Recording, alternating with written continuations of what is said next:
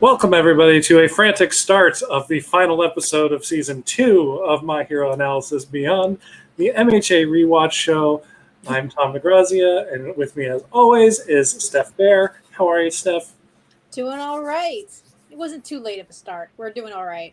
No, it wasn't, but, behind-the-scenes stuff, it was coming down to, the last 5 minutes before the later time. Mm-hmm. My computer, said at... I think it was at 7:10 that it was going to be another 35 minutes. And I'm like, well, that's not going to do. And then within 2 minutes, it switched over to 15 minutes. And then after that, it was nope, it's good. It just launched itself. And I was like, thank God. So I had enough time to make the cover, make the art, do all that stuff. Because I do a lot of prep stuff right before the show starts. And I probably should do it sooner, but I don't. But hey, what are you going to do? We're here. We're live. Hello, everybody in the chat. Hey, James. Mm-hmm. Hello, Dan. How are you guys doing? This thumbnail is going to make it hard to sleep tonight. Hey, man, that's Tamura Shigaraki. Boy found his conviction this evening. Mm-hmm. Or this episode came out, 3 years ago? So he's had that conviction for a while. Yeah, it'll be okay. It's been a minute. All right, let me get two very different episodes, though, so it's going to be interesting. Very much so. And even I would say that the second episode tonight has two wildly different tones throughout it too. It's that fun high school kids having a good time going all together, and then all of a sudden, oh no, crazy evil villain can kill me by just touching me and explaining to me that he's insane. But yeah, let's just dive right into it. So this is the first one, which is our last fight for this final test. So we left with Bakugo standing there waiting for the test to start, and then Deku walking up and realizing how nervous he is for this whole interaction to happen. And so this kind of went back through, and this episode it says it's Bakugo's origin story, but we pretty much got his origin story up to this point, so it's just a little bit more extra information that we might have not known about him, which I think there's even some slides in this later on where he's he got beat up too when he was a kid, which is actually, I found endearing in his own little defense. But he got beat up and he stood up and made them run away two upperclassmen to what he is. Mm-hmm. He basically, we learned his origin story, I felt in this wasn't really his origin, because as you said, we get it already. It's more his origin and relationship with All Might, which I don't think we've kind of gone into too much until this point. And it's we find out that his history emulates Deku's a lot. Mm-hmm. It's just a different type of child liking him in different type of ways. So you have... And it's also that you get to see their differences in fighting styles, too. All Might definitely critiques both of them for the way that they're taking this test. So it's entertaining. But I think this first part is just, really getting into Bakugo's brain about noticing Deku's different, noticing there's another quirk there, also thinking that having that feeling he's getting left behind even more. So there's a lot of angry Bakugo in this. There is a lot of angry Bakugo, and I will say right off the bat, there was a couple moments where I'm Deku, you are getting annoying as fuck. but to his credit, he even says the thing that makes me agree with Deku most of the time, where he's if you stop yelling, we might actually kind of figure stuff out. Real conversation, Yeah, Bakugo just constantly, when it comes to Deku at least, because with Kirishima and whatnot, everything's okay. But with Deku, he is just always at peak 11, and it is just a lot to handle. And I almost think that Deku's been around so long that Bakugo doesn't know how to interact with him anyways. That's just his idea. This is how I interact with this individual. It's very immature, but at the same time, he's 14, 15. His mind, that's where he's at and how he communicates. And he doesn't communicate well with anybody. Yeah. So. Yeah. And it's exactly to that same point, his history with Deku's been around, but he's been able to kind of lord over him his entire childhood, knowing that, he's the one with the quirk. This other kid is quirkless. All the other kids like look up to him and hold him in this higher esteem. And this is like the first time that he's like has to look at Deku in a different way, and he is not for it whatsoever. So we're kind of getting, I think, a lot of him kind of reconciling with that through his own anger in a way. And it's like, how is he going to transition from always screaming at Deku to accept him almost? But it's not going so well. No. And everybody's witnessing it too. It's just like this crazy, it's insane.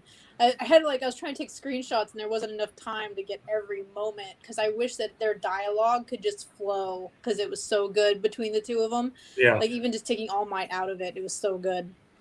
In the chat, I do want to say, hey, back to Creation Odyssey, which anytime anyone goes, hey, I always think of Bakugo. I think I said that last time, but I'm still going to say it again. Yeah.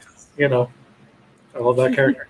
And then Sleeper Giants actually has a great point here, and I completely agree with him, where he says, I feel like every time the show says origin, it's actually an origin of a certain aspect of a character rather than the character itself. So, yes. Very true. Yep. And so I think that this is the point where Midoriya is like, oh no, if we don't have a strategy and if I don't talk to this person, we're both going to fail this test. And he's like freaking out. And I think this is, to Bakugo's kind of credit, he has a little bit more experience fighting because he has been so rough and tumble that he kind of, I think in his mind thinks, I don't know what All Might's going to do. I know he's super powerful. I know he's super fast. But I don't know if running or fighting is the best way to do it because I don't know what he's going to do. Yeah. So I think he's more trying to think because they're in the actual test now and see how this goes. And then you have Deku who thinks out loud and mutters and kind of does his thing and like processes things differently.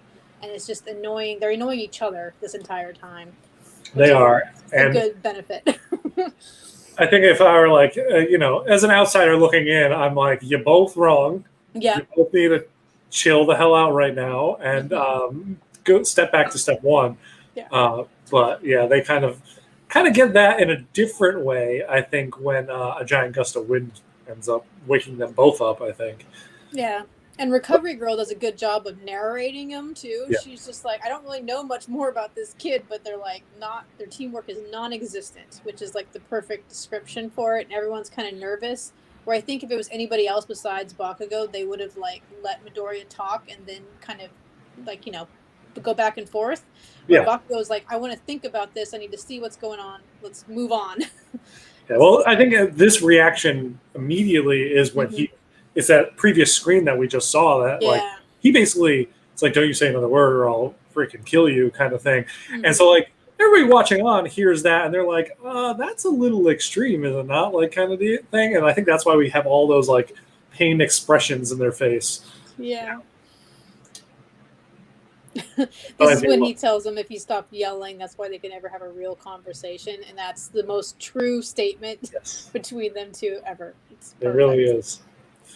It's amazing coming back to the relationship in this way after where we are in even the current anime, but also the manga as well. It's just like they evolve. Everybody evolves in this show. This whole show is just like a giant evolution of these characters. I mean, they're all kids growing up, and we actually do get to see them grow up.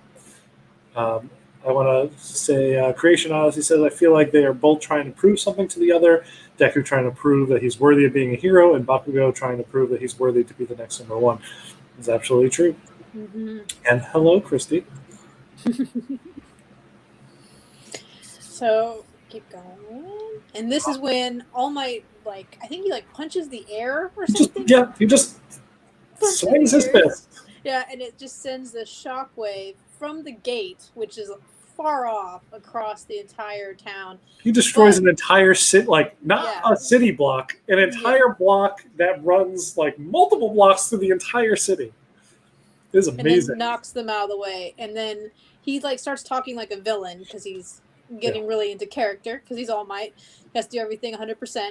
And so their feelings right there reminded me of Stain when they're all like by his presence, and like Deku and Bakugo were both like, oh no, this is not going to go well.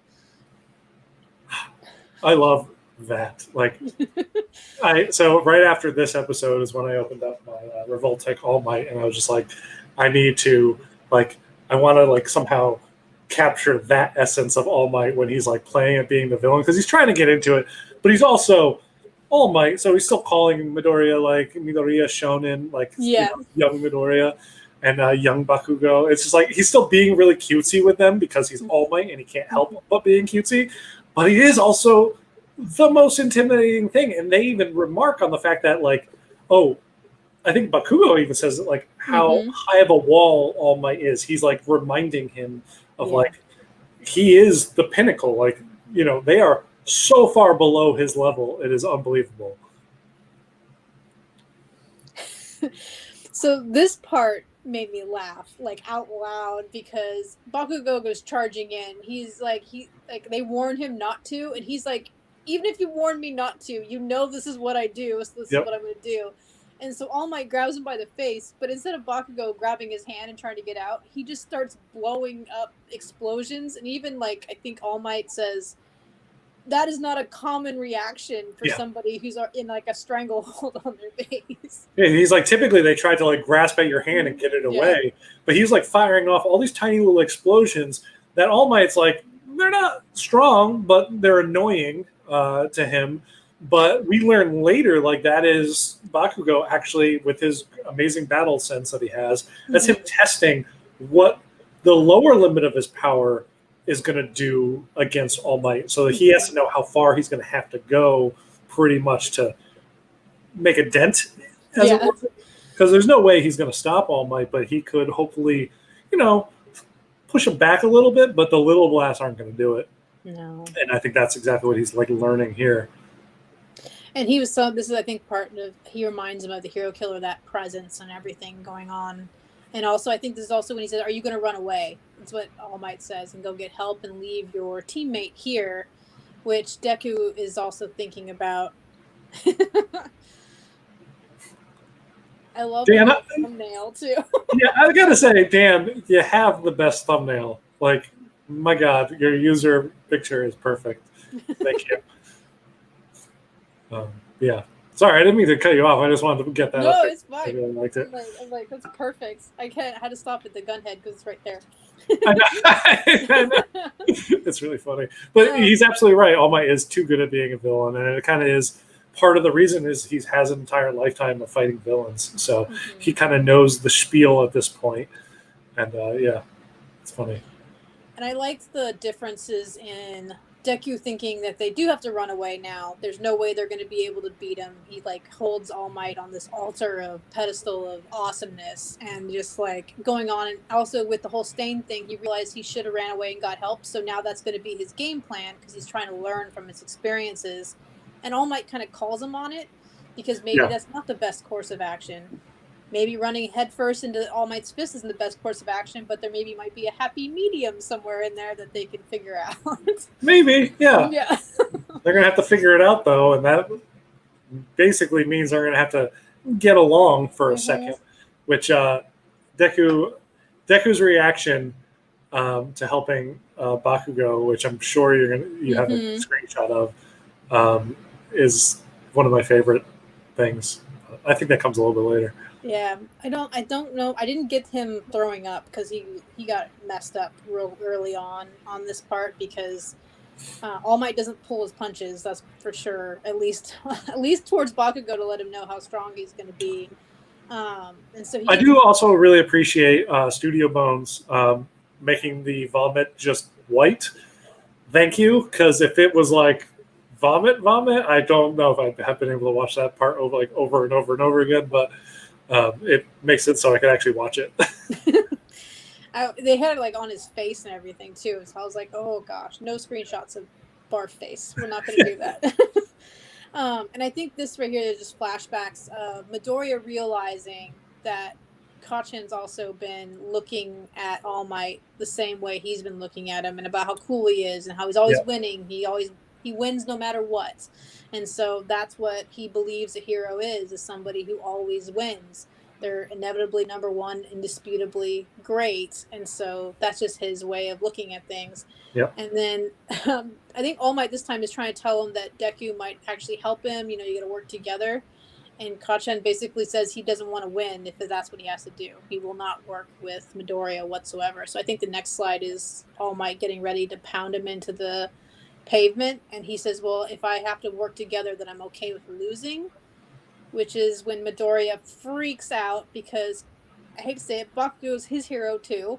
So he just says, don't you ever say you'd rather lose. That's nothing I ever want to hear come out of your mouth. Yeah, because from what we got from even the flashback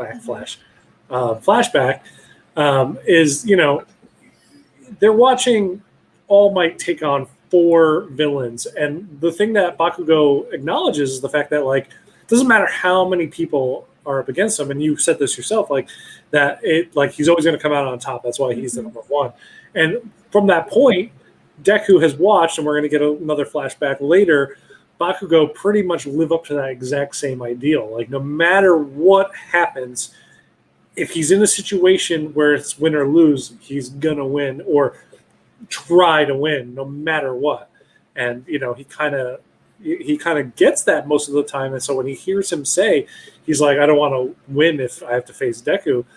Deku freaking socks him here, and it's one of my favorite things. Is he's trying to get him out of the way.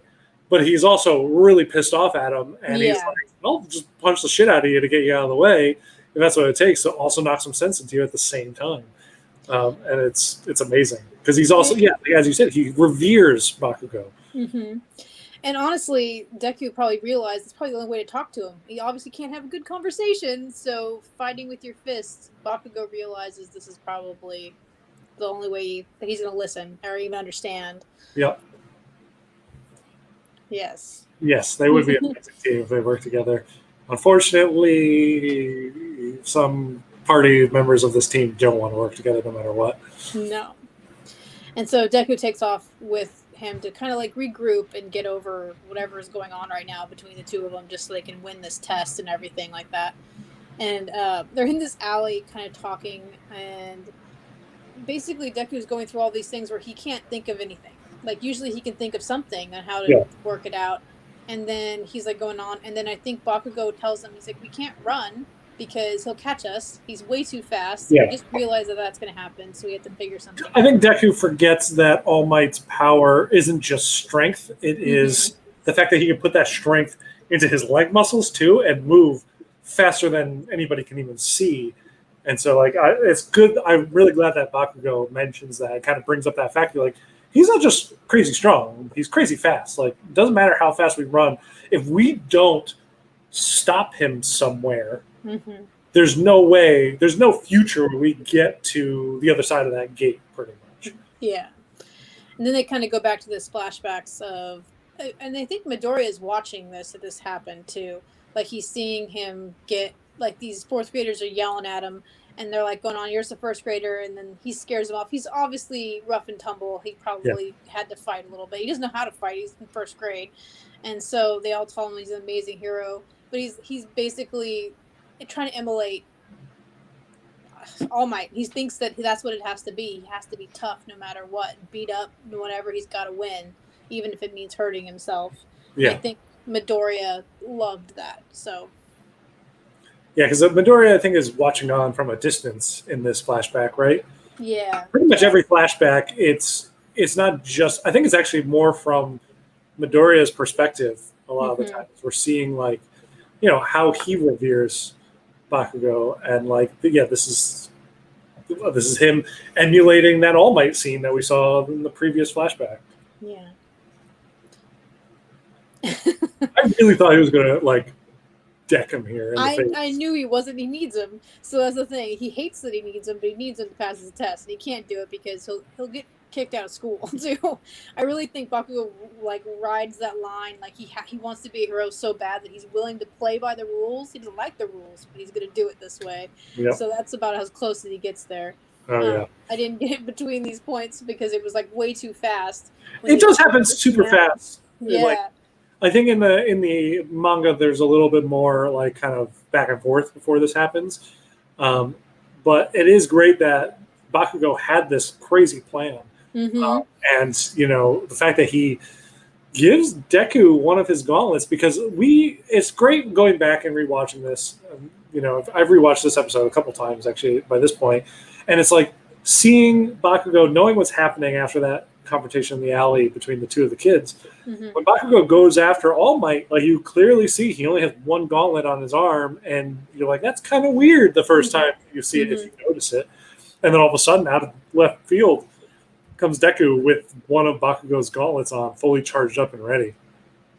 And like the fact that Bakugo starts using himself basically as bait because he knows that he's a little bit faster, he can take a little more hits, and he's trying to use Midoriya's aid and keeping All Might there. Like the plan was pretty well thought out, and I didn't get it on this part too. When Midoriya uses the gauntlet, the pullback or like the trigger part hurts his arm, and like slowly in his mind he's realizing that Bakugo's been actually training too. Like there's more to it than just I can make explosions come out of my hands. There's like a strength to him and how things work, and we get a lot of that in this episode too. Yeah, he mentions, he's like, wow, you've been dealing with this kind of like kickback this entire time, because Bakugo, like if he does do the full blast, like we've seen him do it, I want to say twice by this point, I'm not sure, maybe only once, but he doesn't move. Like he's trained to know what that full blast is, and we will see him do that blast numerous times in this episode, actually, without the gauntlet. So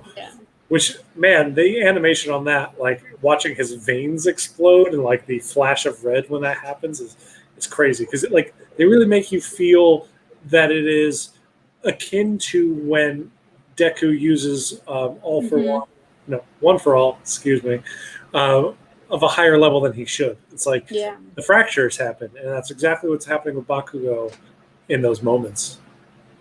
And you think that he was born with it. So you imagine being a little kid and figuring that out and just like almost blowing your own arm off. Like your parents like can't prepare you for that kind of thing. And then I like to think that he kind of slowly worked his way up there, but it's also Bakugo, so maybe not. He might have been like, how big of an explosion can I do? Yeah. I could just see him just like hitting trash cans or something in his backyard and like causing a small fire. So this part here I loved because All Might kind of realizes that the two of them are very clever for 14-year-old kids that are in his realm. They got this plan together. He wasn't actually thinking that they were going to get to do this because they thought they were going to fight together. Yeah. So now he decides he's going to be even worse as a villain, and he's going to be. I couldn't even believe he was going to try even harder now. I mean, as Aizawa said at the start of this whole finals, is like how they're going to try to stop the kids. Like that is the purpose of this whole finals. Is like, hey, if you're going to go up against the teachers have to try their all. Otherwise, there's no purpose to it whatsoever. They could just have them fight robots.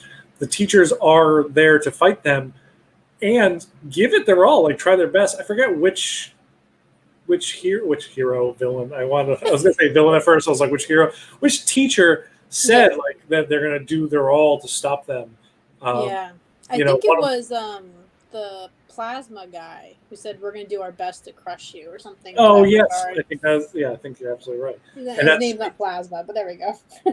Ectoplasm. But yeah, it's like it's funny because up until this point, All Might is on a different level, so he wasn't trying all too much. He was kind of toying with them, and now he's like, okay, fine, I'll put a little extra effort into it. Why not? I love that he likes spicy food. It was just like, and he was also born on 420. Yep, that was like my favorite thing. Yeah, I was like, oh, won't forget that one. No, I will never forget that. Now every 420, I will take pictures of Bakugo exploding weed or something. We've seen his splash screen. My birthday's on the 12th, so I was super excited. That's great. Yeah, everyone has their. My mom is on the 11th, so right in between you guys. I love this scene. Was one of the best because like Bakugo was like telling him his whole plan, and then out of left field, All Might just shows up. He's like, yes, and then like, it's so good. And the way he says it too, because it's in English, I think too. It says yes, and then like he's listening to Bakugo explain his plan. Oh, with the thumbnail is gonna throw me off. Oh, back down. And so instantly Bakugo's like, oh crap, I gotta like turn around and fire, and then he blows up his gauntlet. Yep. And then he hits Deku the next one. So both gauntlets gone in a matter of seconds. Yeah, I mean, that's the whole thing. All Might can move faster than anybody else. Like, the second he hears them say that, he's like, oh, well, I know your plan now. Done. Next. Yeah. Go. And then Deku's like, he's too fast. And then All Might's like, well, actually, I'm not. I'm like weighed down by all this stuff, so I'm only like a fraction of how fast I should be. And I think this is when he puts Bakugo down with his foot and like lets Deku kind of figure out what's going to happen. And so Bakugo is feeling that intensity from everything going on with All Might, being like, oh my gosh, this is my greatest hero. Like, he's that wall that you said earlier. So yeah, this is where, from his perspective, being down on the ground, which is not a Bakugo place to be, it was crazy to watch him like panic. Oh, you know, Dan said something about me silencing my email. I silenced my email program's not even open, so there's nothing going on. So all good. Sorry. There's a lot of stuff going on in chat today. I'm like trying to keep up, and I can't. I know. It's all exciting.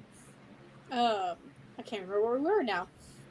Well, let's move on. They're getting their butts kicked. That's what's going on. They're getting their butts kicked, and yeah, it's so good. And all these shots of All Might, I love them all. I was inspired myself by all of them. That's why I opened up my All Might figure like at the second this episode was over.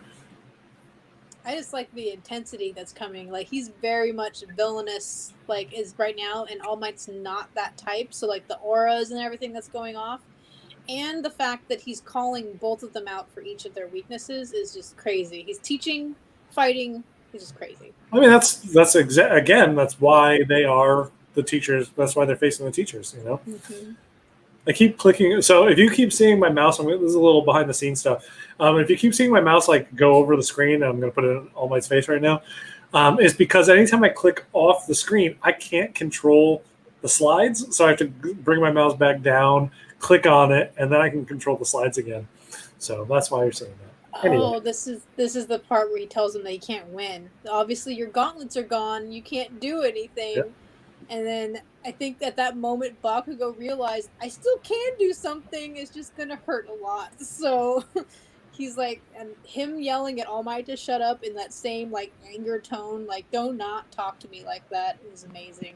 I love this screenshot too. It's like, what great color, and just, it's, I don't know, explosive, just like his personality. Yes. I love that. But his whole idea is great. And I love that he grabs him by the thing that mask. He wears, face mask. Ridiculous. And the funny thing is he doesn't hurt him when he throws him. He could easily just like chuck him and be mean, but he actually goes through like care to do it, to make sure it's right, and it's like projectile. Is it care? He could blow him up on the way out. He's not being that mean. He's not trying to like blow up his. I'm sure he would have failed the test, like or something like that, if he blew up his own teammate. Oh my goodness. Oh wait, hang on a second. Chrissy's asking, "Where's All Might, Dan?" Which makes me think that maybe Dan was playing double fiddle with the Revoltech All Might, and maybe it was Dan who was Revoltech All Might. And Chrissy was kind of like, spill that. And I love this comment by James. I know. It's a Ramshackle production. Come on, you know this. That's what we got going on. Yep. And then, so he throws him to get him to go to the exit. And it's like, are you serious? Like, he doesn't even tell him, hey, this is what our idea is. He just like, let's just do this and run. And then he tries to keep All Might busy. So All Might knocks out, I think he knocks out Bakugo first, right? Before he just takes him out of the way, yeah. Yeah, and then he's all the way up in the air. And he does like his which I love when he does this stuff, where he just like flexes in the air and he like propels himself forward in some way. And yeah, he just New Hampshire smashes with his ass against Deku's back, and it basically breaks him. Yeah, it breaks him. I wanted to be able to catch this whole like maneuver because it was crazy in air and everything like that. And Deku can't even see him coming. He could hear him, but doesn't know what's happening. So that impact is like complete surprise. Yeah, because he was just thrown through the air first by his teammates. And then as he's like, I'm like, oh my god, are you serious? Oh, he gets nailed in the back and his back breaks. Oh wait, hang on, that's not the right one. Here we go. Yes, we are insinuating that because that is exactly what you do. Which would be genius, by the way, because he did that. I mean, anyway, I think it's great. Thank you, Dan, providing the humor. And then I think after this point he goes down, and then we have the broken Deku. Yeah, the face. Yep. Oh my gosh. Oh, and this is when Bakugo comes out of nowhere and like uses the full blast. This is like literally, I think I sent this to you in manga form. It's like my favorite close-up of him. And they make a remark later on too that Bakugo's always smiling just when he gets like the upper hand. Like that's his like smirk of like, I have you, this is what we're gonna do. But it's like perfect Bakugo right there. And I will say that this was actually going to be the screenshot for tonight that I was going to use until I was like, nah, it should be Tamura. And I switched it. I love we're getting a whole... So in the comments right now, we're getting a whole play-by-play of how the Revoltech All Might came about. And I think it's really funny. And like, he's completely blowing up his spot because like he was very excited about it and couldn't wait to tell it. It's adorable. You guys are adorable. That's it. Yeah. Perfect. And every time, Eva's just like very suspicious. Yeah. So, well, we were all trying to figure it out that day too. We're like, oh, must be some random person that saw our Instagram story. Dan was on there also commenting, and I felt like they even had a conversation at one point, the two of them. And I'm like, so now that I know, I want to go back and rewatch because I've seen Dan talk to Dan is like something I'm very intrigued by. Yeah. Very interesting. Anyway, let's get back to the episode. This line was like because Deku's like standing there not knowing what to do with himself, not very battle prowess, which I'm like reading later on, he doesn't really have too much experience with it besides, getting scared when villains show up and then All Might saving him or something else happens. Oh my god. Yep, sorry. He's back. We're just going to leave that up. Anyway. That can stay there, yeah. Yep. Hopefully. I'm glad that he knew what that was, too. And this line made me laugh, too, because he's just, like, yelling at Deku, calling him names, trying to, like, it's not encouraging whatsoever, and trying to fight off All Might. Like, this whole battle scene was just, like, ridiculous. Well, as you said, like, Deku is completely in awe, and I think because, he knew that he had the gauntlets to kind of allow him to use 100% of his power, but he's also like, oh, he's using it without them, and he knows the risk that entails. Like, that's why he built it into his suit. I'm sure Deku has notes about his suit somewhere in there about how that allows him to like collect that stuff so he can use it without risk. And now he's risking himself and he's firing off shot after shot after shot of it. I think I got a good screen of like, the nerves. And like, he doesn't really like with the pain and like the faces and the grimacing, it doesn't really seem to slow him down too much. Yeah. Like, I think getting to this point in training, I wonder if he actually trained outside of before high school and everything like that. Like, I don't know if they have like, you have karate teachers, you'd have like quirk teachers or something to that effect. Because to get this good this fast, you'd have to find a way to like know your limits. Well, is it that fast? I mean, he's 14. He's had his power since he was 5. That's a whole decade of time to kind of get used to his power. Granted, he's not supposed to use it, but every flashback we've seen, he's used his power. So I think he's been practicing on his own. Much like how, Shoto was being trained by his dad. Yeah. Against his own will, really, as a kid. I think Bakugo was out there purposely training. And also, I don't think we've ever learned what his parents' powers are. But you got to imagine one of them has explosive powers, so they must have like imparted some knowledge or something. Yeah. Yeah, and here's Deku seeing the pain that he's going through. And I think this is right before All Might takes Bakugo down and says like the coolest line on the planet, which is "Please go to sleep because I don't want to hurt you. You're giving me flashbacks of like people doing things." I'm sorry. It's just breaking the fourth wall for this stuff is great because this is why we missed you, Christy. Anytime you weren't on the show, like we literally missed seeing your face or your icon and your name over there. It's great. Oh my goodness. Yeah. Extra special episode tonight. Yep. Eva looked it up. It is a tree too, by the way. It has to, like, I mean, is it a tree or is it also like what they make the barrels out of that they make Scott? Like, it has to be a drink, right? Like, it has to. That's why we don't like a tree. Like, it doesn't make sense. Or this part, yeah, go to sleep. And he just like puts like his face down, and then Bakugo does a very Bakugo thing to this maneuver, which is basically he can't stop. He will not stop. He wants to beat him. That's just like his drive. I didn't get the gnawing on his hand later on, but I was just like, oh, I love that he Bakugo. bites his hand, and yeah, All Might doesn't react because All Might he has super strength. I doubt Kid biting his hand is gonna like even bother him whatsoever. It's probably like less effective than his tiny little blast that he was doing earlier. I just find it like you have to like your heart breaks. Like this poor kid is just like being crushed, like literally his dreams in one move. And so I love your whole screen about Bakugo firing off his that you love so much. I love this screen of Deku. It's great. Because it's his smile too, which is he needs to work on, but it works.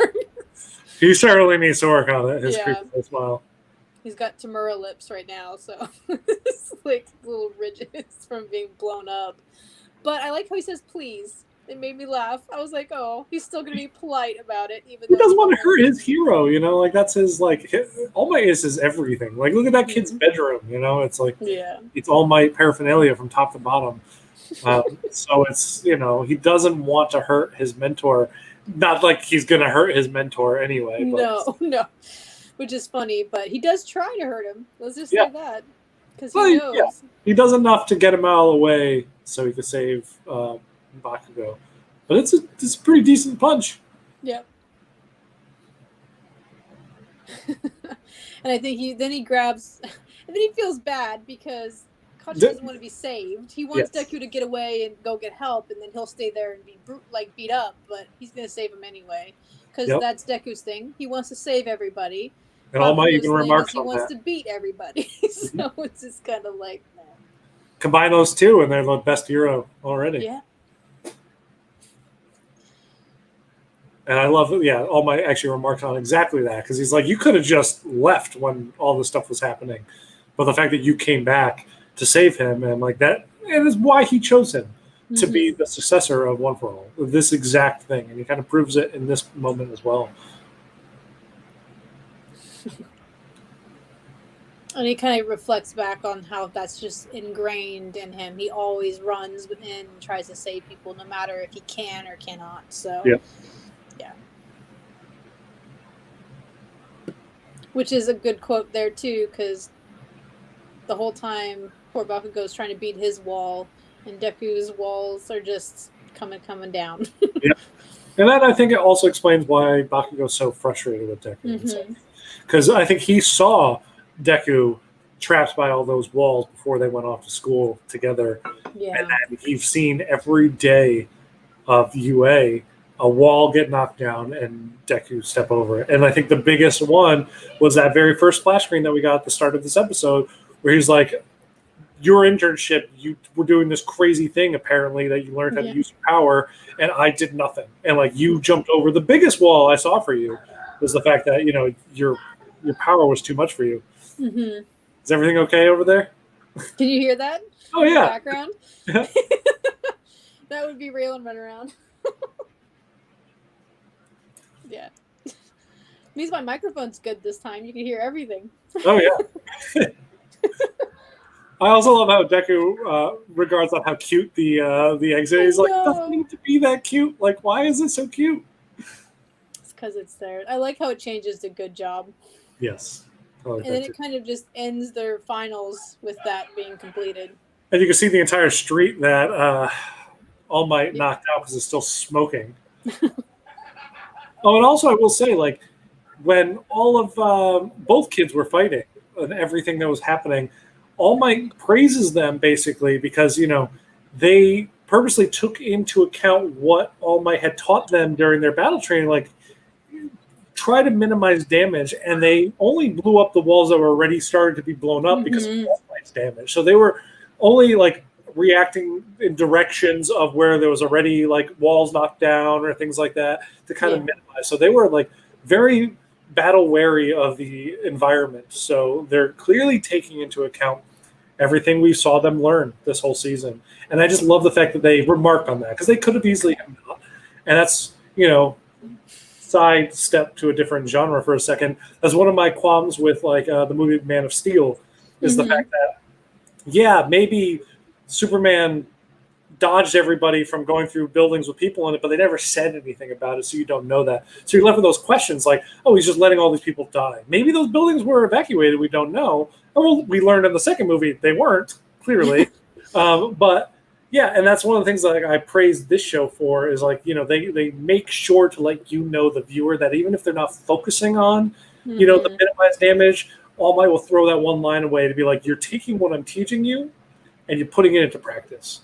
And that is a huge thing for this whole series because this is My Hero Academia. It is that learning to become heroes.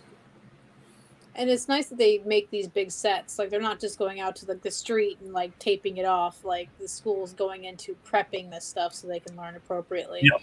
Oh yeah, that's like, I mean, you think about the Danger Room from X-Men and like they can generate whatever they want. This is way more of a practical version of that, which I absolutely love because, that whole hollow room stuff just doesn't exist in this world, which is fine. I'm kind of shocked that no one has that quirk or whatever. But yeah. You might. We haven't met them yet, probably. Very true. Deku's pose is the best. Well, his poor back is like probably like straightened out all goofy. I think he has a pillow underneath of him too because he probably has to prop up a certain way so his spine's like that. I thought that Bakugo was face down first too because I assumed that he's just like done, but at least he's just straight laying there, like he got knocked out really hard. But I love that Recovery Girl's just like, what is wrong with you? Like every time he comes in there, he's bringing these kids back beat up. It's great that Recovery Girl, like, she does not care if he's the number one hero, he's the symbol of peace, all that shit. He's like, you are supposed to be these kids' teacher, and every time you teach them something, they come in broken, and I have to like make out with them for way too long. This is good. And we should also bring up the fact that like when Deku goes to save Bakugo and gets him out the gate, there is a moment where it's very clear that All Might could have jumped and stopped them. However, his time was over. He was clearly very much at the limit of his super strength power. One for All is escaping him at this point. So he couldn't exert extra effort. So they kind of won a little bit because of All Might's power limit. But they would have kept going, I think, regardless. Aizawa kind of did the same thing, so I'm not going to fault them. Like, they're kind of just like, okay, you guys did good enough for right now. So, we'll give All Might a pass. Yeah. Oh, totally. Oh, and I think at this point he gives them like a pep talk in his mind about how both of them are on the right path to becoming stronger. And I forgot to get the screenshot when he tells him that Bakugo is comparing himself from level 1 to level 50 and basically tells him he's at level 1. And I think that's what pissed him off even more. No. He's talking about how Deku is level 1 and Bakugo is level 50. And that's why he's like, you can't expect someone that's a level 1 and someone that's level 50. This is totally a video game thing. And I like, my character right now in the Avengers game is level 50, and I'm like, it's taking me forever to gain XP because the XP is ridiculous, right? So you're saying, like, you came into this at level 50. Like, your power set, everything. Deku's level 1. So, yeah, of course he's now, like, up to, like, level 20, because it's easy to gain those levels from the get-go while you are level 50 and you're perfecting that. You're already at like a high level and you're kind of perfecting to get to level 51. So yeah, don't expect your progress to be the same. Like you're doing great. Like there's still stuff that you can learn clearly, but you're far advanced to Deku, who just got his power, which he didn't say, but that's kind of what he's skirting around. Yeah. So I remember that part was like really long in there, and I was like, oh wow. I was like, let's give him a lecture in the middle, kicking his ass, so it works. That is, by the way, the perfect recovery girl onomatopoeia. I hear her going mew and doing the smooch when he wrote that. That's great. Dan's on fire tonight. Uh-huh. Oh my goodness. All right. I think it kind of goes into like the ending, and we get to see everybody and kind of like the lessons that they learned. Yeah. So learned some of their own weaknesses and moved forward a step because she clearly got over the hump of doubting herself so much, while others, it's always necessary for a hero. Some were thwarted by literal high walls. Yeah, I thought that was good. I thought that was good too. That also them two, like just walking so dejectedly, but across the whole street from one another. It was great. Yeah, but the pipes are in the background. It was like really cool the way they did everything. These two are great. They're great. Chapo.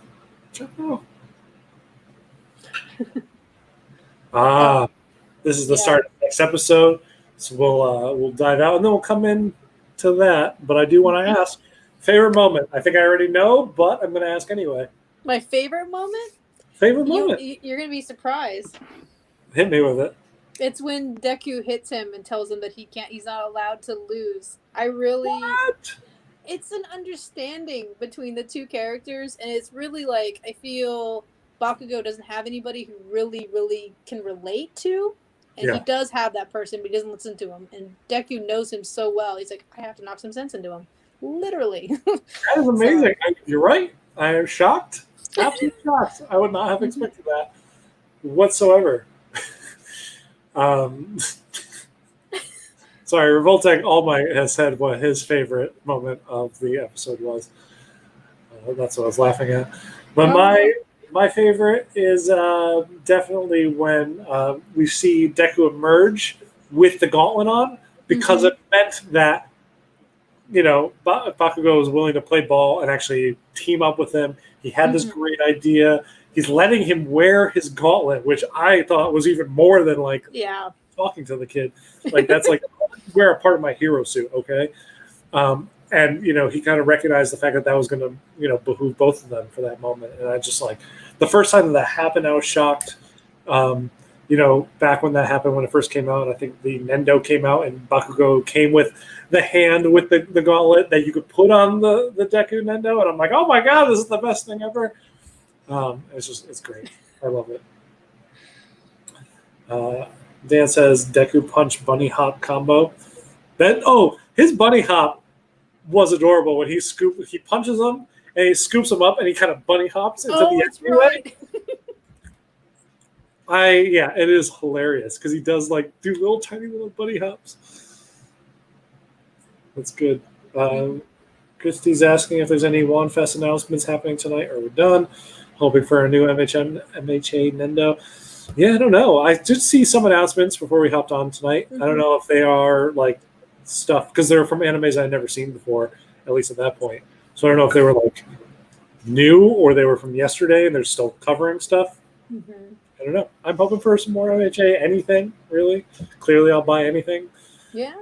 We need to make some more of the kids in their uniforms. Have Froppy and some other ones. At least Ida. You're talking about the ones behind you. Oh, these guys. Yeah, for sure. I definitely want the rest of these. I want all the kids in their school uniforms. Even though, if we're going to talk about these for a second, I think Ochako is my favorite. She looks the absolute best. She's perfect. I find no flaws with her whatsoever. Deku is my second favorite. I think he looks actually really good. Bakugo will probably be next. he's not perfect. You have him now, right? Yeah. A little soft in the face, right? Not Yeah. what Yeah. he should be.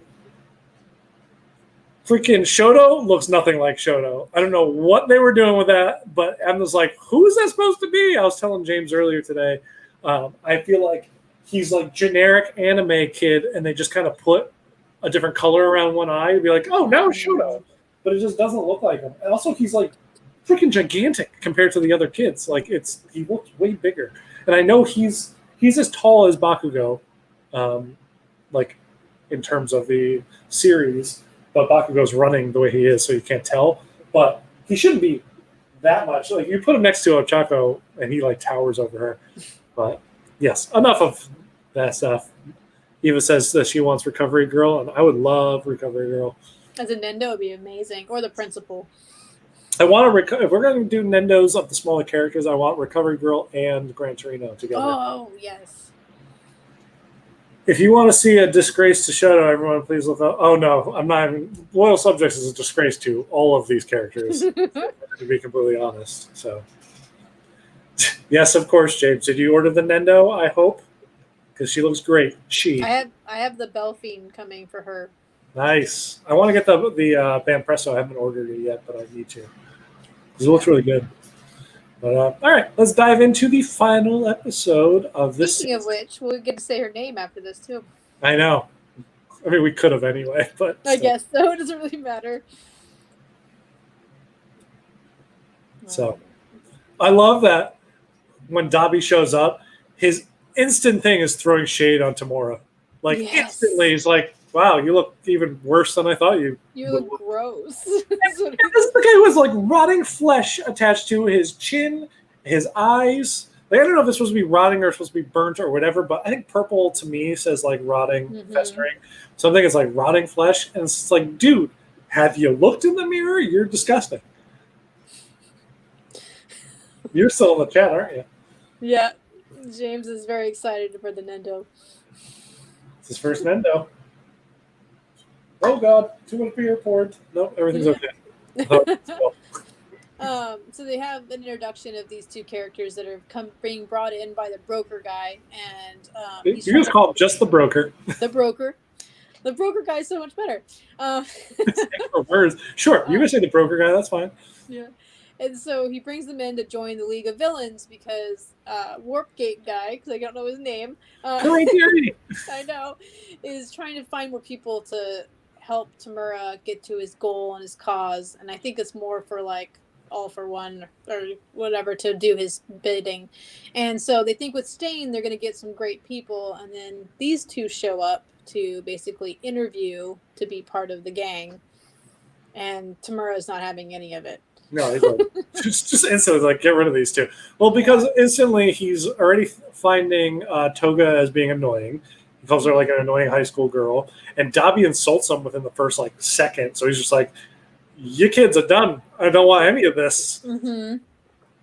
And it's funny because he acts like he's mature, even though he's the man-child in this whole thing. And he's just like, I think later on he tells him, he's like, you can at least say your name. Like, you don't make fun of her to Dabi because he's like, what's your name? Like, we need to talk about this first. Dabi is totally the most man-child of all the characters in this scene, I think. Yeah. You see how young they are compared to Tamura in this whole dialogue in between everything. And this screenshot was just for James. Just introducing her. Mm-hmm. With her cool hair. Yep.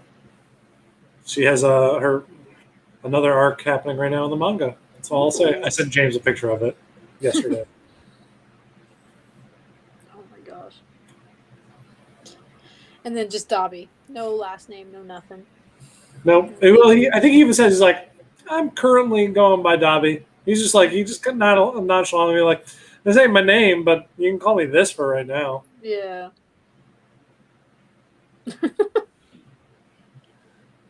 Right, I'm just going to keep going. I know, I'm sorry. That's all right. I'm getting distracted. I love this. Yeah.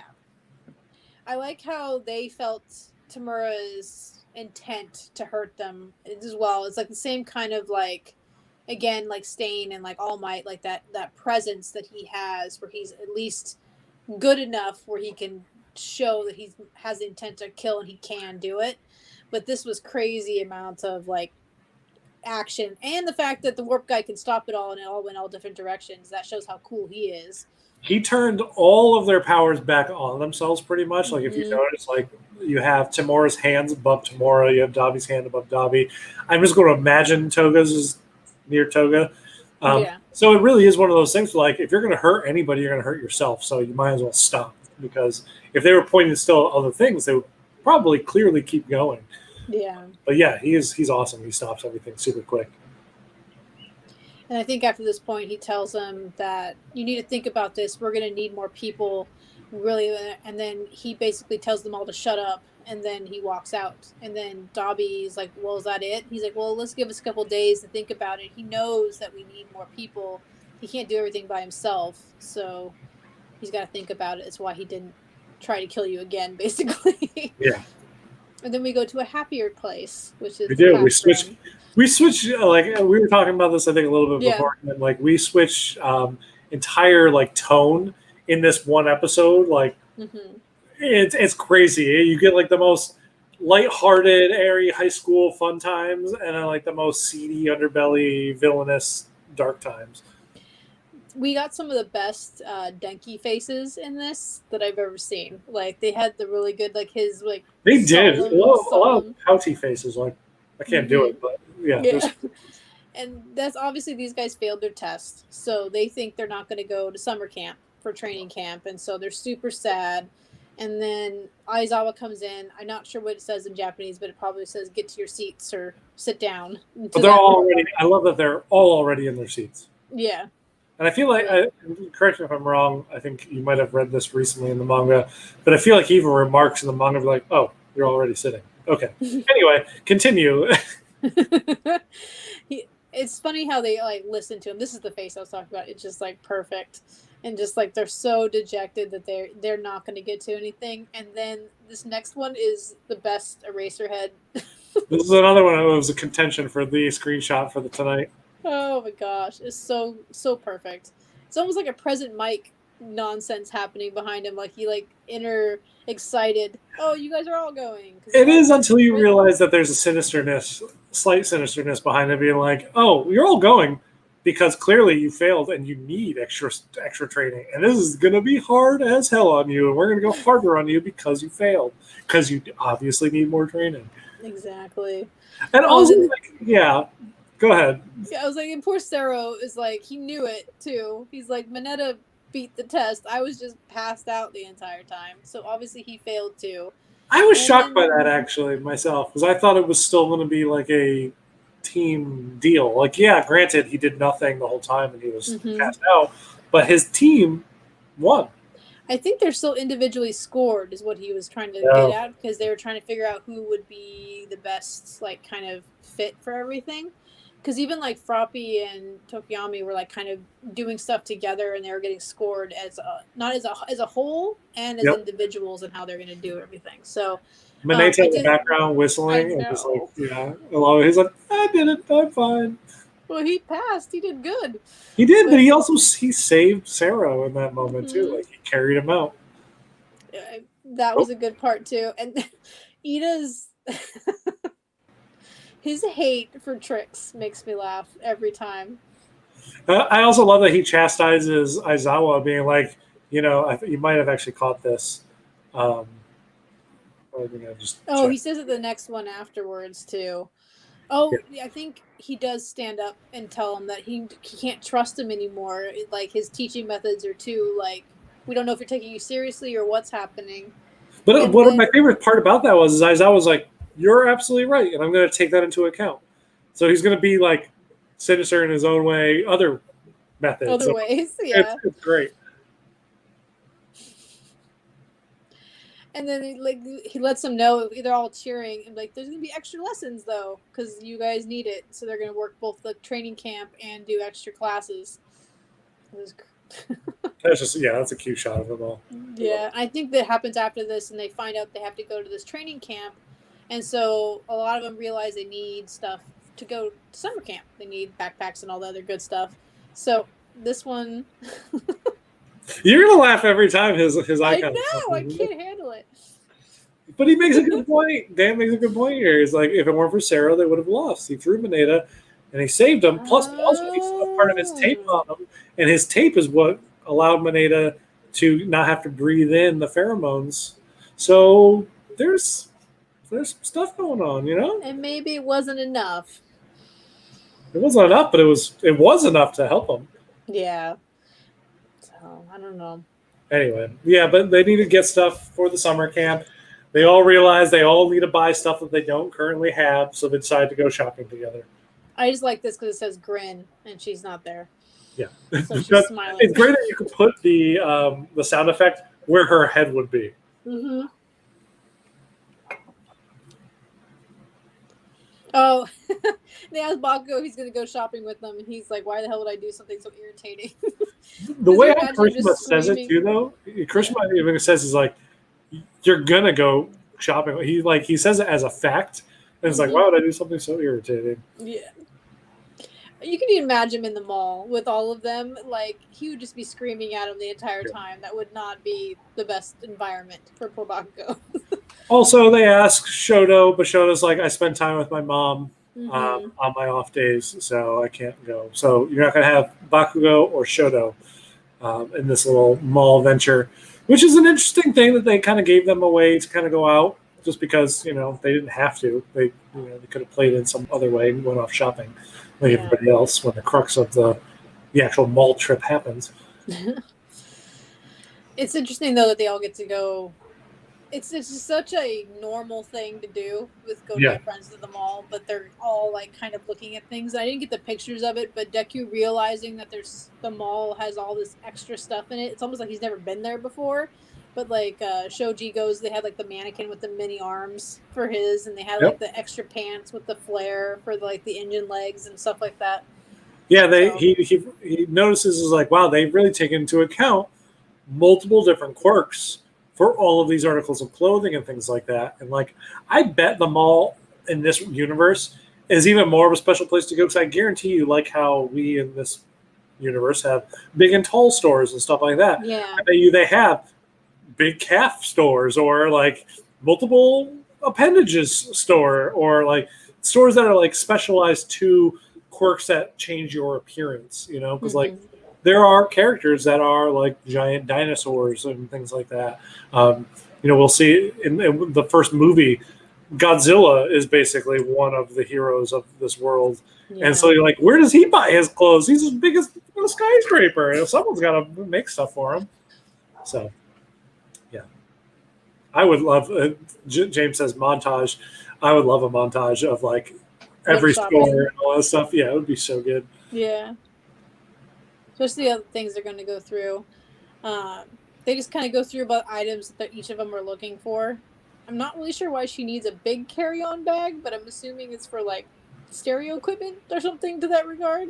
Maybe she just, she needs a big one. I don't know. Who knows? She wears a lot of boots and stuff. Everything. Okay, so this is not the first time he says stuff like that. No, he had night vision like- goggles too. Yeah, he's like, I need night vision goggles. All of his stuff break down to pervy things. And he says like 3 different things over the course of this episode. Like, I need to get this and that and that. And if you like really think about them, you're like, dude, you are planning the worst of the worst. Like, you're planning some terrible, terrible stuff. Mm-hmm. Lock picking tools and small drills. Yeah. This is crazy. And everyone's ignoring him too. They're like, oh, whatever, it's just Mineta. So it's like... And then Denki or Kaminari's like, I need to get some new shoes. And so Toro's going to go with him. He's like, the guide told us that we had to bring shoes that were already broken in. Like the rules for shopping. But I see. Perhaps we should choose based on utility. Like, I love Deku and Ochako in the background here. They're like, oh my god, he's basically doing the Deku mutter. And Deku is like shocked by it. Yeah. Just like they're like, okay. Oh my goodness. So everybody kind of like disperses, and then poor Ochako and Deku are like standing there like next to each other, like left over basically. And Deku's like, they ran off fast. and I don't remember what he needed. It was something really normal, and I can't remember what it was. I forget. Yeah, it was something really. And then she's like, "Well, I need bug spray," and he's like, "Oh, bug spray," and then she like sees him, then realizes she's thinking about Ayama's question about her liking him, and then she just like freaks out. But I didn't get after this. He points himself. He's like, "I'm a bug," because you're like freaking out and running off at this point in time. But it was super cute. Yeah, she's super cute. It was super cute, but also it was very much high school, like early high school. You don't understand how to reconcile your feelings about the opposite sex at that point in time, or same sex, whatever your proclivities might be. And it's like, it's the whole thing where like this whole episode, it's her off on the side, like, I don't feel about it that way, right? I don't, Yeah. right? Like, her like kind of second guessing herself the whole time, and it's great. It's super love cute. Yeah. I just think that Deku's so clueless. This was for Dan because she's just like mad at Oyama, who's he can see things very clearly sometimes. Was he? What? Okay, was Aoyama on the shopping trip with them? I don't think he was. No, I didn't even see him during this whole. Because I feel like he would have been like, I need to go to the Sparkle store or something. Yeah. I need to get cheese. Yeah, cheese. Yeah, exactly. Spoilers. Spoilers. Boy likes cheese. That's it. Yeah. Oh, so also before this happens, and I'll let you pick up again after this. They do, when they're all together, they all get recognized as being students of one UA because of the sports festival. Again, sports festival in this world is basically like the Olympics. So your performers in the sports festival are minor celebrities. So everybody kind of recognizes these kids like, oh, you're first years from UA. Like, we watched you and all this blah, blah, blah, blah, blah. So when this happens, it's not like a weird thing, but I'll let you take it from here. Oh, it was a little weird. Oh, no, yeah, it was. Yeah. I like this part where somebody comes up to Deku and starts talking to him about how he got beat up at the sports festival, and the voice he's using is not his normal super creepy voice. He actually goes into character and he's kind of like having fun with it. And again, the height difference in this too, like, it made me laugh because he's like looming over him, and then he realizes slowly that it's Tamura, and then Deku's freaking out, and he slowly puts his fingers around his neck, which I never realized rewatching this again. That's how his quirk. I thought it just touching, but you have to have all the fingers on there. Yeah. And so now when I look at like the art and stuff, you see his pinky's always up when he's like eating or drinking and doing things like that. Like, he is very, very in tune with how his fingers are going to be to make his quirk activate. But I really liked. Yeah. Tamura has had some accidents, so he has learned the very, very, very hard way his quirk and how to control it. He is my favorite villain for this series. Keep reading the manga. Keep reading the manga because it's good. It's so good, and like the hoodie with his hair, and he's just like this whole conversation too. Yes. Oops. Oh, I hit that. I like how like the slide is in the middle of the episode too. Like, oh yeah, crazy. It's great. Well, because I think granted, we learn. I think at the end of the previous episode, probably I didn't watch the next time on, that the episode is going to be called Encounter. I actually I did watch the next time on because Tamura even taught he's one of the voiceovers. And so, it's going to be called Encounter. But can you imagine, watching this for the first time, and you didn't get that splash screen, and all of a sudden this happens, and then the splash screen happens, and it's called Encounter, and you're like, oh, snap, that's right. Yeah. It's really unnerving because Deku, all he knows about this guy is that he took on All Might, and he can destroy things with his hands, basically. And he's like, now this guy has his hand around my neck, and he's talking to me. I don't know what he wants or what's happening. And in Tamura's case, he really just has some questions. He wants to have a chat. He was like, yeah, he sees Deku as interesting, and he doesn't really have a means to want to kill him yet. So, right. And I think he even says that at the very end of this episode, he's like, maybe next time we meet, I might decide to kill you. This time didn't have that urge, but I might decide that next time. But yeah, it's kind of great because he even says, he's like, look, all I got to do is put this one finger down and you start deteriorating from the neck. You'll be gone in a minute. Your whole body will be dust. So, don't scream out for anybody. Don't bring attention to anything that's going on. We're just two pals having a conversation and everything will be fine. Yet he does have his hand completely around his neck. If I walked by and saw somebody with like another person's hand like around their neck like that, I would be like, what's going on here, fellas?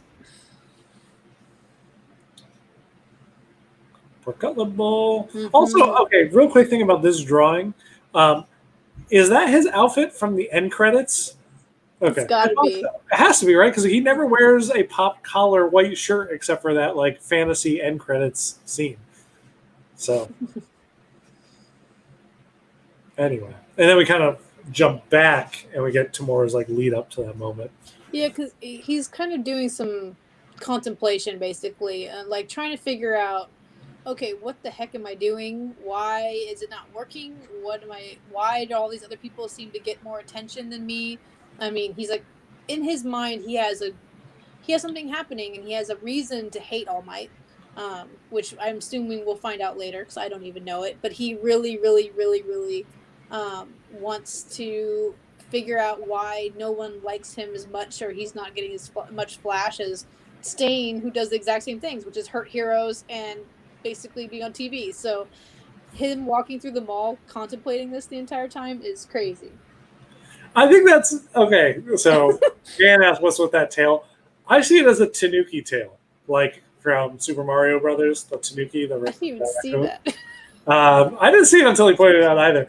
But I think it's one of those things where like you wouldn't see it when you first do watch the show, but when you're staring at screen caps for a while, yeah, two people talk over it. Yeah, it's focus on. Could be a slug tail. What the? Okay, explain what that is, please, Creation Odyssey. I don't know what that is. Well, yeah, why did the sign outside of the shopping center say Wookiees? That's just the name of the shopping center. I don't know. Yeah. I need this hoodie, though, in Android form, because it's amazing. Yes. I did do a picture the very first time I got my Tamura, where I took, like, black cloth and I made it like a hoodie. And it actually came out looking like this. And I was going to post it, but I ended up not. I still have it on my like, to maybe post one day. Yeah. But, like, I would love a hoodie for my Nendo for exactly this purpose. Oh. Okay. So I'm going to put that up. Yeah, there you go. Cool. All right. Let's continue. The tangents. I know. This episode has been great for tangents. I think this is when him explaining everything, and then Deku even says, "If you kill me, the heroes are going to come and capture you." And Tamura basically says, "I will take out 20 to 30 people before they even get me. Yep. Is that what you really want?" And just yeah, and that like he says it so easily. Like Deku's like, "You are being completely serious right now. Okay, let's talk." And it's also, I think it's a testament to Tamura's own belief in his own ability. He's like, yeah, dude, I can take 20. He's looking around like, you know what? No, they're nicely, tightly packed. No one knows what the hell's going on. I can take out 30 people before even like the first hero shows up. And I think that's also to his point when he's walking around annoyed that everybody's so happy. He's like, there's people dying all over the world. There's all this stuff happening. There's some kid at home screaming basically to themselves because they're getting hurt. And these people don't care. Nothing is like, he wants to make them care and understand the pain of everything going around. And he's still trying to figure out a way of saying his message. And it's just crazy to me. Oh, this part, I didn't get the whole thing. But Deku basically explains that he doesn't understand or like Tamura, basically, in his head. He doesn't like Stain, but he understands him and his message and everything that came up part of it. And that was the difference. The difference is like Stain had conviction. Yes. One of the reasons why I call this episode Conviction is because like the whole crux of this is the fact that the difference that Tamura is looking for is the fact that he has no center stone for his belief of why or what he needs to accomplish in this world. He's just pure anarchy right now, whereas Stain had a belief. He's like, look, there's a lot of false heroes out there. It's like if heroes were all like All Might, we wouldn't have a problem. But we have a lot of people out here who are just out here for a financial gain, see it as a job, and they kind of miss the boat on what an actual hero is. And I want to return this world back to, recognizing that to be a hero means self-sacrifice. And All Might pretty much embodies that. But not many of the people that he has encountered outside of Deku has displayed that to him. So Deku says, I understand his conviction, like he has a purpose. You, however, you're talking about murdering 30 people in this mall just because you can, but not because there's a reason for it. Like, I don't get it. And then he kind of boils it down to, this was my favorite. I could wear this on any shirt, anything. It was amazing. This, the look on his face when he realizes how much this guy hates All Might. Just like that intensity. And then, he realizes that All Might's the key to his own conviction of what's happening in his mind and what he wants to accomplish. Yep. It was just crazy. And this is still one of my favorite faces in the manga and the anime. They translated it pretty much perfectly. It's a little more dirty in the manga, which I love about it. Yeah. It's like a little more crosshatch and whatnot. But it's just like, man, how terrifying that face is. Like Tamura, his big, creepy smile. I'm going to leave this up as long as possible, actually, Dan. But yeah, it's just so good. It's, I don't know, everything about it. Like, and it kind of goes perfectly with the previous screen. And you kind of see why Deku has that reaction the way he does is because he sees that. And it hits him. There. Oh God. Yeah. It's like within a couple of inches from his face. And that it's very much akin to that moment when Stain is looking out against all the heroes and they all are frozen in fear. Like, this is Tamura recognizing his own conviction. So that look in his eye froze Deku in fear when he hit that conviction, the same way how Stain, his conviction kind of shocked everybody. Yeah. It's so good. It's not even funny. There's no words for it, really, because it's like most villains kind of are a little more flashy and like stuff like this. I really like the slow build on his character. Like, he could easily just fight him in the middle of the mall and then have like a kind of a equipping conversation. But this is like a slow and steady, like real heart to heart. Oh my God. Tom! That was really funny. It was funny, but it was... Oh, we're getting nowhere tonight. That's all right. We're only covering 2 episodes. We're towards the end of this one. It's all fine. Yeah. I don't even know where it ended. I didn't realize Stain was in this capture either. Oh yeah, because he's talking about. He's like, because this whole time he's like, I'm going to steal your legacy and use it to my own personal gain, which is the thing that Kurogiri has been saying this whole time, pretty much. Like, use this, use these kids that are here. And Tamura's finally like, fine, fuck it. I'll use your own convictions and steal them and marry them into my own ideals. And just, use yours as like a platform to kind of jump off of. That's great. Mm-hmm. Oh, this part, like... Did we hear her say, like, while this is going on, you see the little subtitle, or probably in the dub, he says, like, or she says, Deku, or, and then because she's coming back there to apologize for running away rashly, and then she walks up on him and she's like looking, and at this whole part, like, reminds me of how innocent and how childlike they are, that they're kids, because her reaction is very like, I know something's wrong, but I don't know what to do next. Yep. and she's slowly realizing. And then Tamura's he's really like, okay, another person involved now. I got my answer. I'm kind of gonna leave now. He looks so gross. You know what's funny is Dan was talking about how gross he looked in that one screen.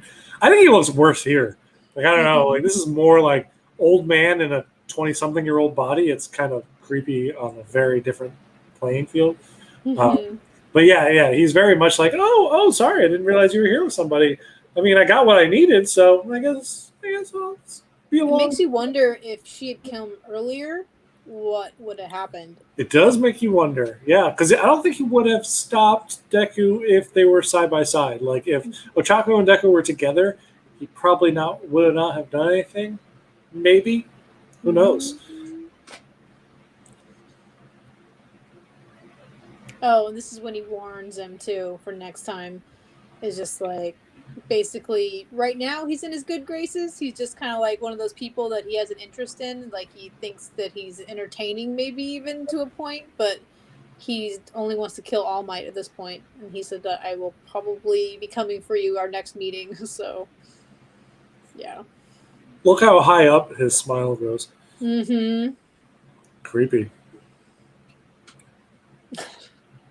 Poor Deku. Yeah, he's like, next time we see you, I might kill you.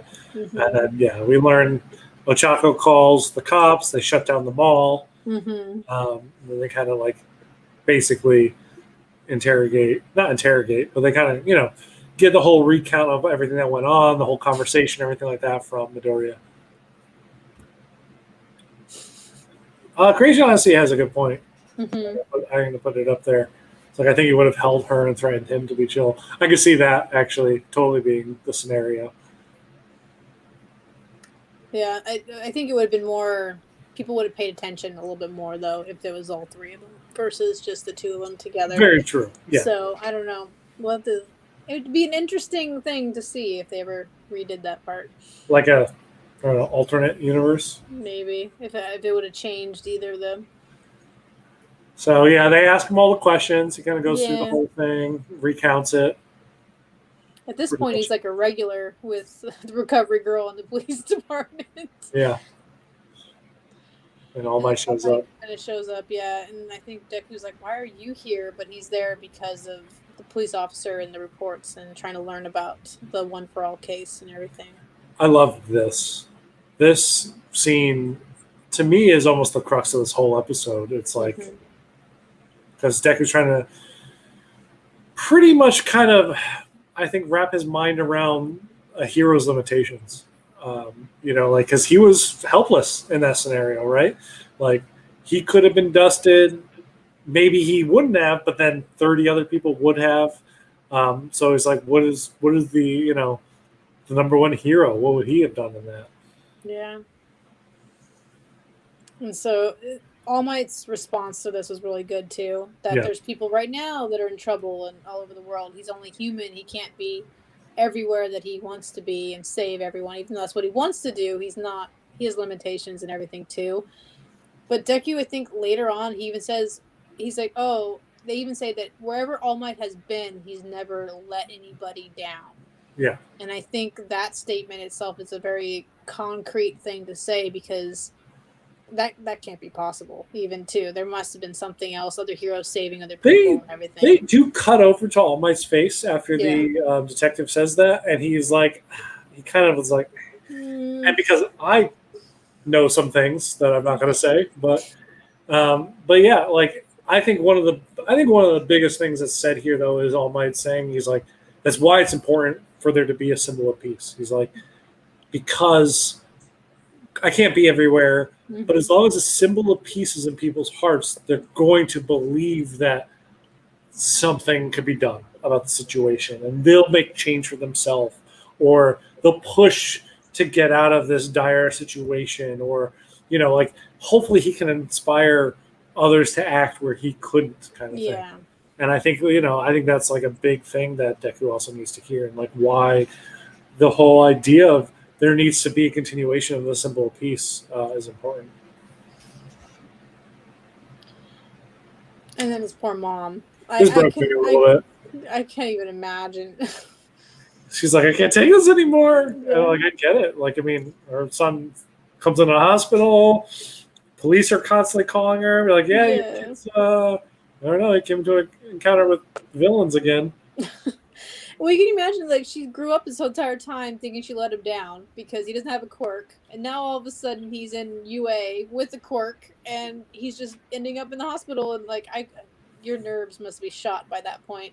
She's Yep. all alone too with him, so she doesn't know what to do or say. So she's not like super powerful either that she can come and help him or is a superhero. She's an office worker somewhere. But she can maybe kind of make something float over to her by Yeah. doing this a bunch. Yeah. I need a stapler. Hang on. Give me 5 minutes. I'll get it here. Oh my god. Everybody loves Deku's mom. Yeah, it's hard not to. She's cute. And this is kind of just going over what was going to happen and what's like. I think it was just ending everything up. It ended really well. Like everything kind of summed up really good. I think the first 2 seasons, this is something I kind of get upon rewatch. Mm-hmm. I feel like they end each season with a here's how the series kind of continues in case we don't get a chance to tell the rest of the story. We're going to kind of fill you in some gaps that maybe you could just jump to the manga in that case and be like kind of intrigue you a little bit. And yeah, this season ends really strongly. A lot of cliffhangers, a lot of like, we see a lot of different characters across the board kind of like set the stage for stuff. Even Tomorrow's whole encounter is great in that regard. But I definitely saw it as a, well, if we don't get a season 3, how are we going to lead them to maybe want to read more about the manga? Luckily, they got it. So yeah, they got it. We're season 5 starts in spring at some point, so but we're nearing in on that. I cannot wait. I also love whenever they run the credits over the anime, and a lot of animes do this for the season finale, and it's one of my favorite things that's done because it's like, hey, we need a little extra time to kind of set the stage for what's to come. So we're just going to roll the credits over this and just kind of keep going. And they're just training because they're trying to get ready for summer camp. Basically, they're getting ready to go. I don't know if you have a screenshot of it. I don't think you do. Yeah, but Deku runs, and at the end of his run, All Might's waiting there with a water bottle for him, and it was just the cutest moment. Excuse me. And it really made me want a depowered All Might figure even more. Just because like their relationship is something special. Like, I don't know. I feel like we don't know what the heck's up with Deku's dad or what happened, but All Might kind of fills that role in a way. Like the role model that Deku, needs for that side of him. It's really cute. I just love their relationship a lot. I think we also.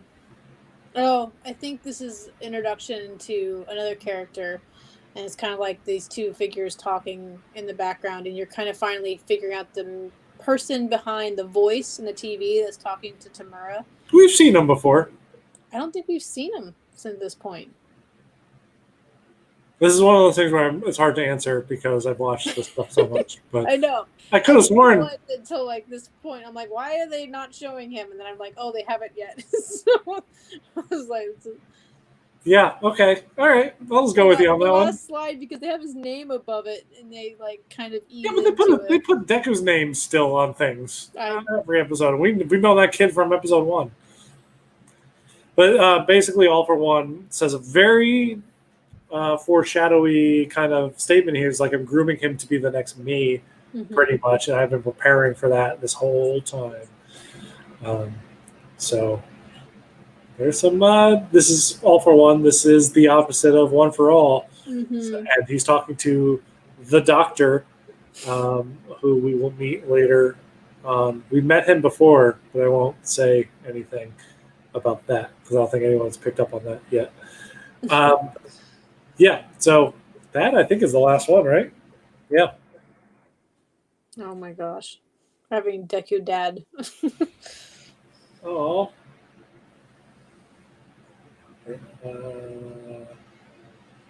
Is that true? Is that true? I don't think so. Is fire breathing quirk? Yeah, I don't think so either. But I need to know. yeah, so that is it for season 2 of Mhm. My Hero Academia. Great season overall. Really, really, probably the strong. I don't know. It's hard to judge what's the strongest season, but it's one of my favorites. I'll say. I think season 2 and season 4 are like Yeah. tit for tat for me. Season 1 is short, so it's kind of hard to put that in the running because it's only 12 episodes. But season 2 and season 4 are like really strong. It's But hard to beat that first tournament, though. So that's the whole thing. It's just like it's kind of like it's hard to beat that first tournament, but it's also hard to beat some stuff that happens in season 4, namely this I character. know. Yeah. I love this character a lot. She needs a figure too. She'd be the perfect Nendo. Oh my god, tell me about it. Yeah. Yeah. Oh my god. But yeah, so favorite moment of this episode. This one's like really.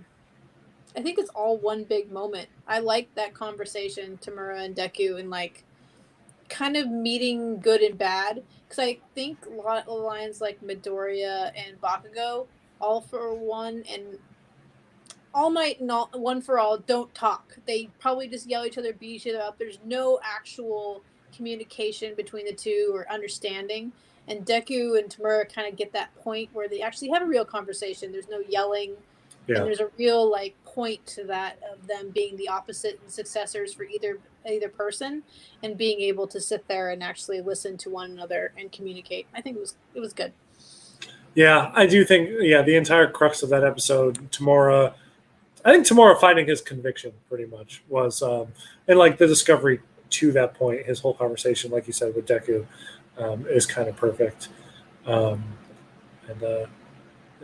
Dan says season 5 is going to be the best. I say counterpoint, season 6 or season 7, whatever's currently happening right now in the manga, that's going to be the best season. Because please read, please. I need to talk to more people about it. It is insane.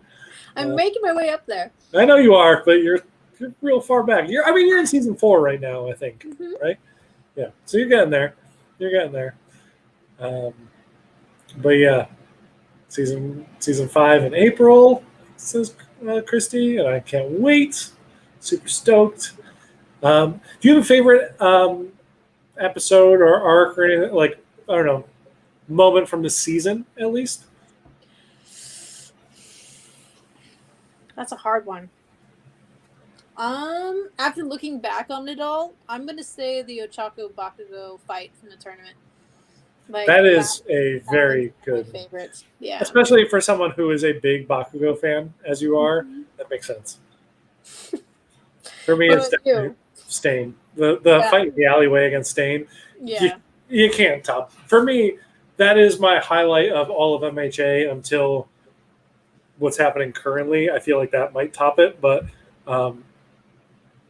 that's also like a whole freaking season long versus 3 episodes. So, I love the Stain stuff. I feel like a lot of characters learned a lot about each other, plus also Deku getting to the point where he knows how to use One for All to a point where he can actually do something with it is a big character shift. Like, everything from this point on is it builds upon that moment pretty much. Mm-hmm. And I think coming up right now where I am in the manga too, I really like that we get more, like next season too, the start of it, we get more actual heroes too. Like like adding more to the world that exists. Yeah. Because like, Aizawa's out there fighting crime. Who's he fighting with? Like kind of like knowing the world that they live in too is pretty cool. I think we learned probably the most of them of season 4. We learned a good number of them at the start of season 3, though, because the training camp is ran by a group of heroes, which all have great powers, and shit gets haywire pretty quickly in that. I forget how. So I had rewatched season 3 recently, actually, probably like a year ago, and I forgot how quickly all the shit pops off in that. Yeah. It pops off very quickly. So super stoked for when we get back to that. But yeah. For the season, Dan says Deku looping through the air on the door thing. For the bombs.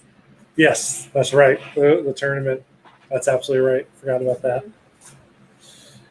So good, so good. Thank you guys for joining us for this season. We'll be back soon. There might be an update. I want to talk to you, Steph, about this right after the show is over. No worries. But yeah, we'll be back very soon to start off season 3, and we'll announce when the next episode is going to happen on Instagram. And then yeah, so exciting stuff all around. Also, I don't know if you guys are current in the anime or whatnot, the second film, which takes place probably, I would say, in Creation Odyssey, as someone who's read where I am, probably takes place in the middle of season 5, I think, in terms of like the scheme of things. Right? Correct me if I'm wrong. That drops here in the States for purchase in like 2 weeks. Mine's on pre-order. Yeah. I know. Oh, I pre-ordered it before they even announced it. I was like, Yeah. I searched Amazon almost. I was searching almost weekly for it, being like, "Is it up yet? Is it up yet?" And I just like pre-ordered it. I'm like, and back when it was due out on October 14th, Mm-hmm. and they kept shifting the date, but now I think it's like confirmed for the end of this month. But yeah, so watch that if you are looking for it. Please watch the first movie if you haven't. We're gonna probably do something with that at some point. I don't know. Might as well. Yeah, might as well. I completely agree with that. All right, guys. Thank you guys for joining us, and we'll catch you around. I talk to all of you on Instagram, so I'll see you on Instagram. Yeah. Bye, guys. Yeah, have a good night.